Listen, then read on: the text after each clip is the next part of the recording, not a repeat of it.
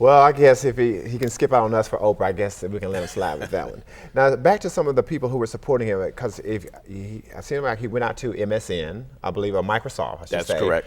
Also Red Bull. That's correct. And it seems like, I mean, it seems a very wide gamut of people were helping to support him, which he kind of needed all those things when he began that trek. Actually, if you see his aircraft, you'll note all of the banners and placards that are on the outside. Those are all people that made significant contributions. His plane, he got at much less than the market value. I believe that his engine was donated, his avionics package was donated, and we're talking about an avionics package that is actually worth more than the airplane itself. Wow. So quite a feat. He raised a lot of dollars. I would like to mention, though, that one of the things I think that really enabled him to go out and push a little more than he may have was the fact that from the beginning, Florida Memorial was really behind him. Folks like Dr. Barbara Edwards and certainly Dr. Smith, when he was president, endorsed this right from the beginning, gave him his first letter of endorsement, and of course that letter he took with him everywhere he went as evidence that the institution was fully behind him in that effort. Microsoft was absolutely incredible. They gave him resources for the Learning Center, which is on Opa-locka Airport. I'm trying to think of some of the others. NASA has been extremely generous. NASA recently donated a simulator to him. Now understand that his idea at first was to get children interested in aviation. Right. And so the Learning Center is the culmination of that effort. And really this is the start of Barrington's work, is working with kids to get them interested in opportunities, not only in aviation, but in aerospace, which is the broader umbrella. And it's really a huge enterprise. It's a huge enterprise. So for him to get that kind of attention, even from the National Aeronautics and Space Administration, is quite a remarkable feat. As a matter of fact, when he took off, the first place he went was to Ohio, Wright Air Force Base, where there's a NASA facility, and he was honored there, in the early hours of his flight.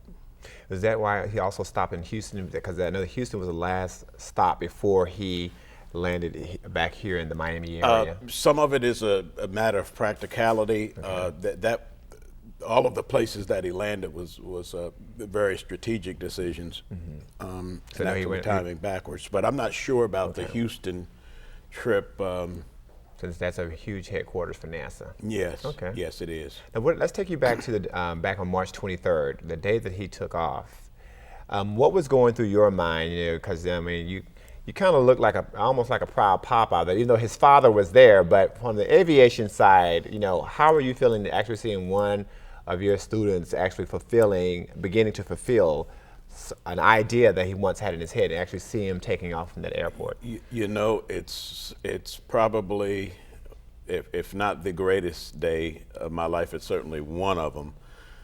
And not so much that he flew around the world, or it wasn't so much the material aspect of it, but the fact that you had a young man that set his mind to do something and did it in a remarkable way.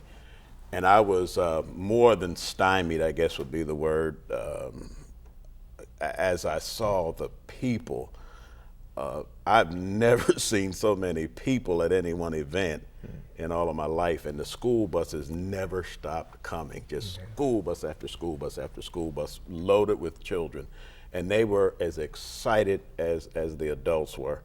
And it's a day I'll never forget. And we're going to talk about, when we come back, we're going to talk about how you felt the day that he actually landed. So stay with us. There's more for Memorial University today when we return.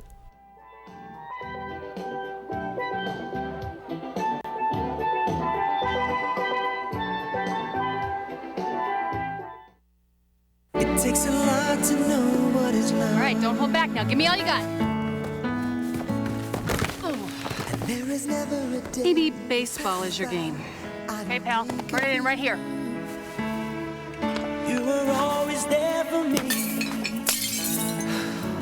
How about golf? Okay, choke down a little bit. Guiding me, Straight.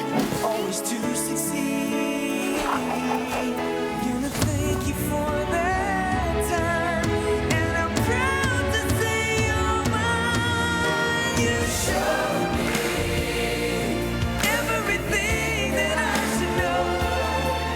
You showed me just how to walk without your hands. 'Cause Mom, you always were the perfect fan. Appreciation. Pass it on. A message from the Foundation for a Better Life.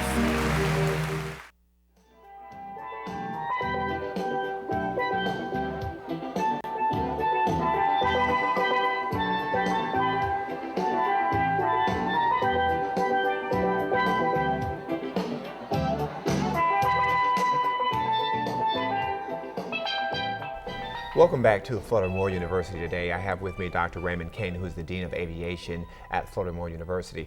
Real quickly, what's going on with the aviation program now? What have you set for your priorities, and what can we expect to see out of the aviation program at Florida Memorial? Well, the primary concern for us as a vocational enterprise is to be ecologically valid or to have real world relevance. So we're going through the process of actually updating all of our programs. We are currently seeking accreditation from ABI, which is our accrediting agency, the aviation, it's a new name, so I'm probably going to mess it up, but it's the Aviation Accreditation Board International. So there's a lot of things that we're doing to refocus our efforts into making sure that our students have the best opportunity to be successful. Okay, well, Dr. Raymond E. Kane Jr., I appreciate you being here today to talk about what's going on with Barrington Irving, but also with your program. Thank you so much for joining us. Thank you so much. And again, thank you all for watching another edition of Florida Memorial University Today. I'm your host, Michael Douglas. We're going to leave you with some video of what happened on the day that Barrington landed after flying around the world solo, the first African American and the youngest person to do it in a solo flight. Thank you for watching.